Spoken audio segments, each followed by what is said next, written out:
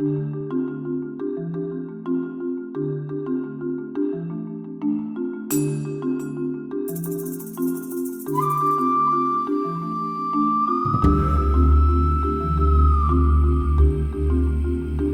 mi-décembre, on a eu voilà, cette première dépression qui nous a déjà apporté beaucoup d'eau, qui a regorgé tous les sols de flotte.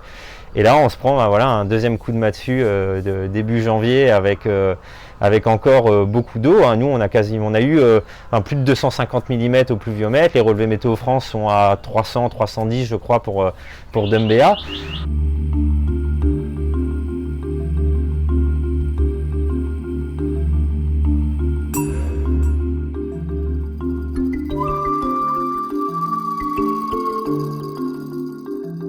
Ça va développer des maladies au sens large sur nos cultures, donc que ce soit nos cultures en extérieur ou même à l'intérieur dans les serres, des maladies fongiques. Et puis en plus de ça, par exemple pour tout ce qui va être culture de tomates, de concombres, on va avoir des problèmes de nouaison, donc c'est-à-dire qu'on ne va pas avoir voilà, forme d'espèce de pollinisation qu'on a en fait au niveau des fleurs.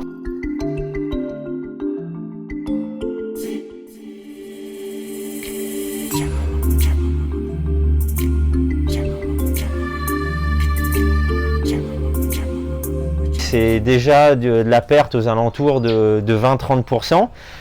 Déjà à cause des pluies fortes qu'on a eues, parce que les jeunes semis qui ont été plantés à peu près au moment où les pluies sont arrivées ont été impactés, ont été clairement détruits par la pluie.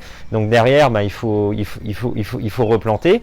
Et en plus de ça, les plants qui sont en cours de cycle, eux, vont être impactés parce que ça va être des maladies qui vont se développer. Donc forcément, au bout du cycle, on aura beaucoup moins de salades ou de chouchines voilà, sur ces cultures-là.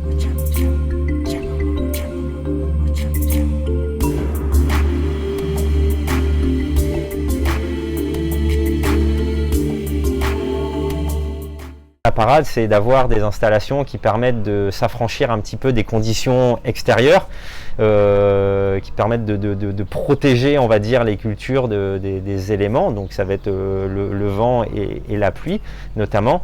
Et là, on peut arriver à faire quelque chose, mais bon, ce sont des structures qui sont coûteuses.